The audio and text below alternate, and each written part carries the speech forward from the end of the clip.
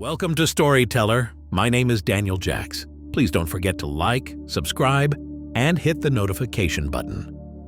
Aokigahara, the Suicide Forest, Japan's most haunted wilderness. Chapter 1. The Forest That Whispers.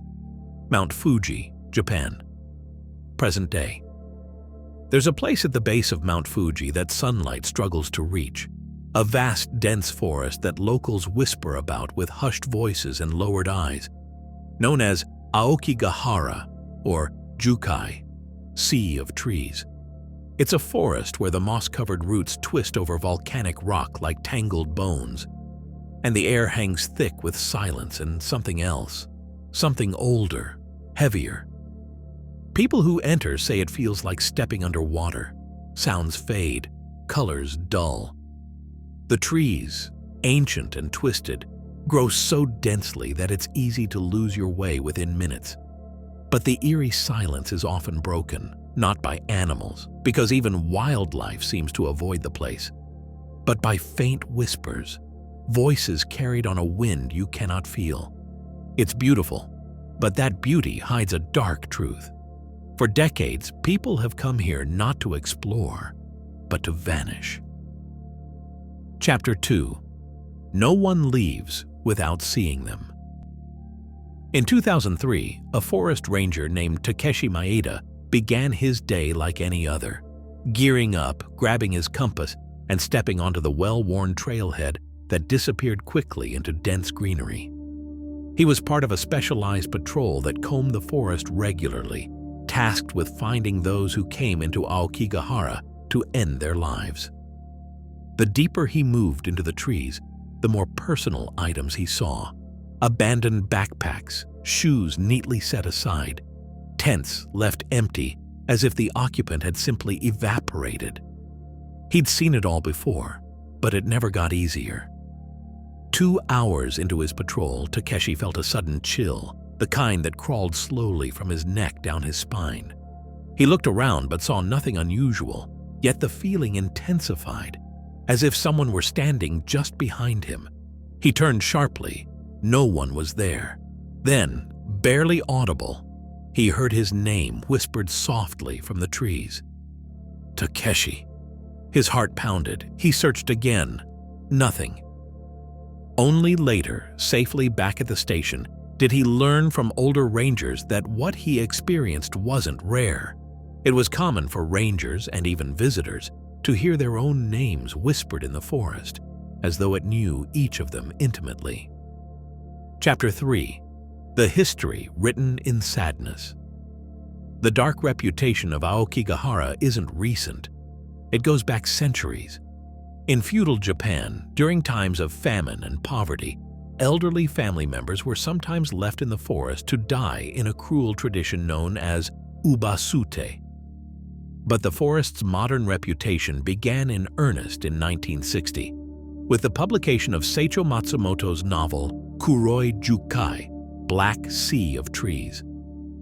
The story ends tragically, with 2 lovers committing suicide in the forest. The book had unintended consequences. Many readers saw romanticism in this tragedy, and soon real-life cases increased dramatically. Every year since, dozens, even hundreds of people have entered the forest never intending to come out. In fact, officials stopped releasing exact numbers to discourage more suicides. Signs now stand at every entrance. Your life is a precious gift from your parents. Please think carefully about your children and your family. But even the signs, pleading gently for reconsideration, often aren't enough. Chapter 4. Strings into the dark. As you move deeper into the forest, the trail markers and signs quickly disappear. But one thing visitors often notice are long colored ribbons or strings tied to trees stretching deep into the darkness. These aren't decorations, they're lifelines. People who enter unsure of their decision often tie these markers to help find their way back out if they change their mind. Yet tragically, many never return. The rangers who follow these strings often find them ending abruptly at the feet of someone who changed their mind too late. or who had never really wanted to leave at all. In one haunting case, rangers found a string stretching nearly 2 kilometers into the heart of the forest. They followed it slowly, hearts heavy with dread. At the end, they discovered only an empty loop, hanging from a tree branch, swaying gently as though someone had just stepped away moments before. Chapter 5. The Tent That Moved. In 2016, 2 American tourists, Mark and Lisa, decided to ignore warnings and camp overnight in Aokigahara. They were seasoned hikers, rational, logical, and skeptical about anything supernatural. After setting up their tent, they noticed how utterly silent the forest had become. It wasn't normal silence. It was deeper, heavier.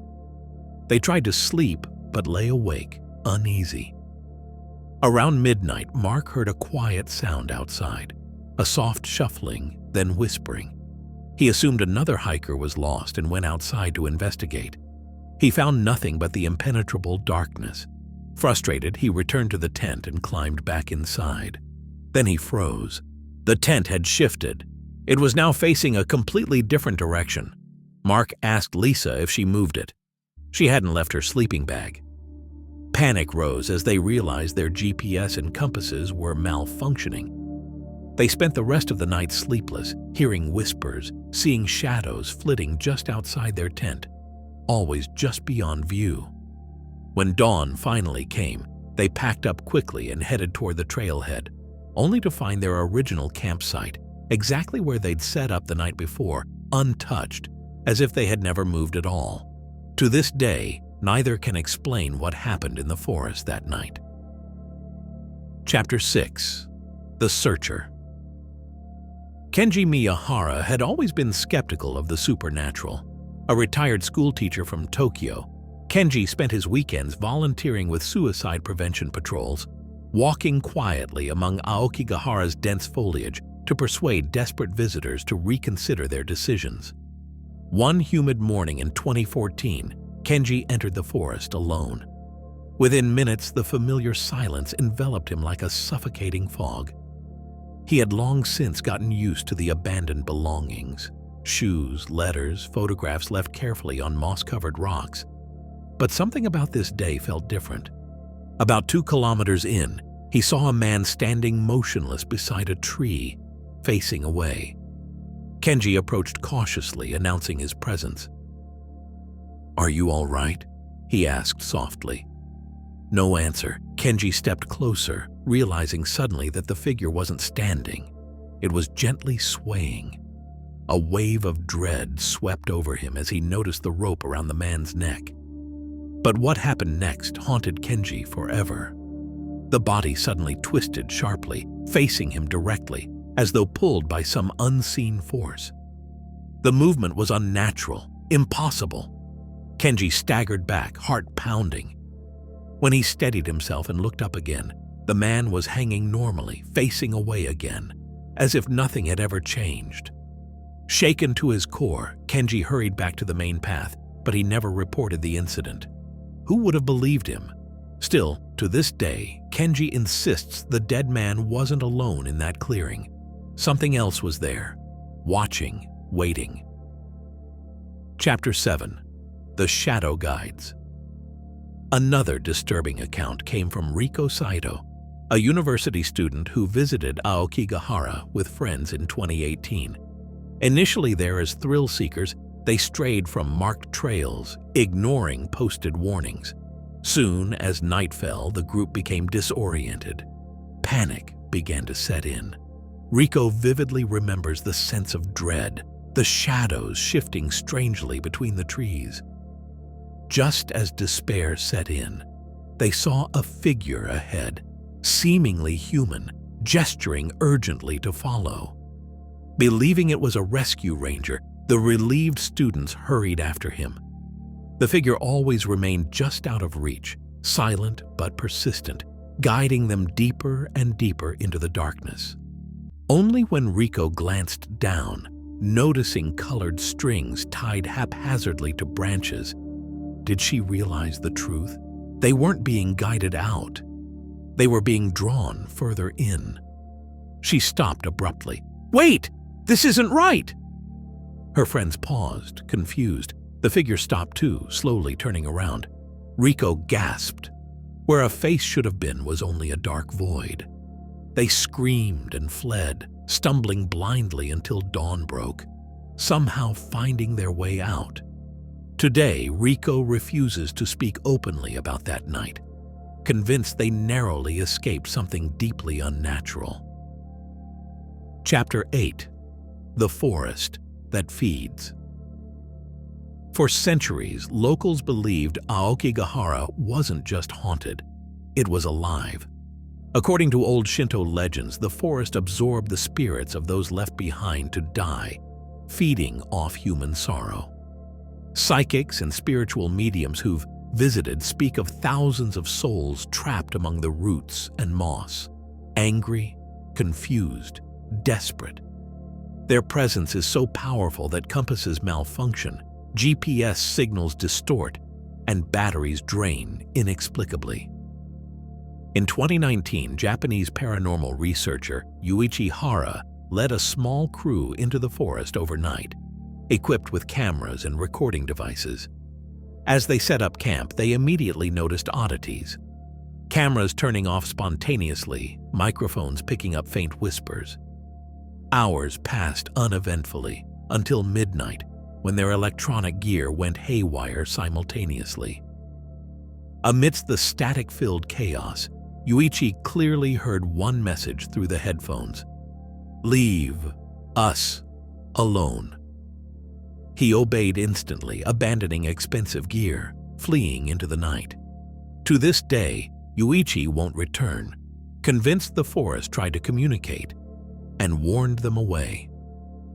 Chapter 9. The Walkers.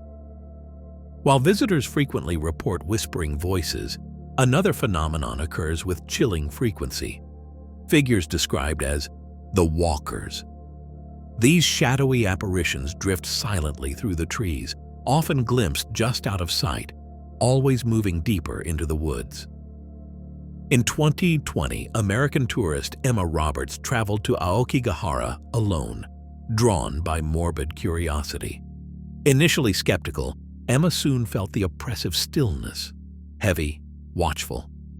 As she moved deeper, she spotted them clearly. People walking slowly, silently, eyes downcast, unaware or indifferent to her presence. Calling out, Emma received no response. Following them proved fruitless.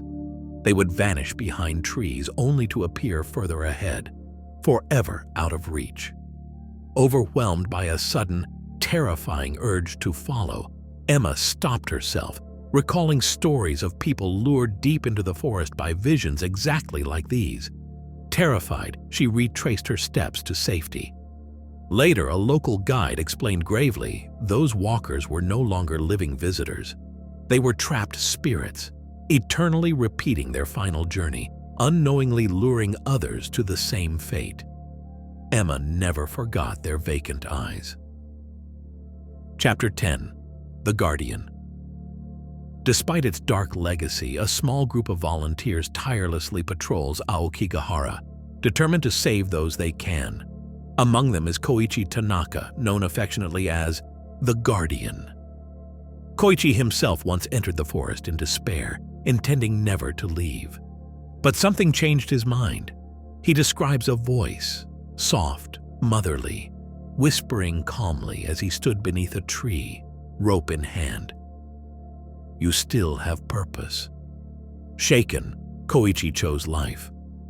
Since then, he has returned almost daily, speaking gently to visitors in pain, guiding them safely back to sunlight.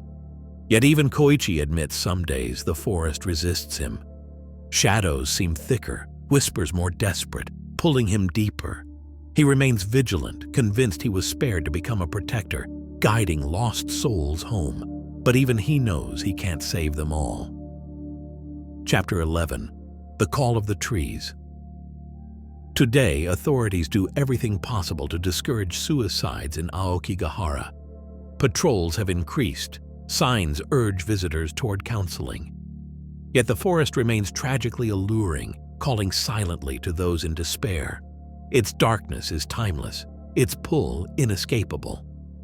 As Ranger Takeshi Maeda said years after his own haunting encounter, Aokigahara isn't just a place, it's a feeling, a darkness inside people.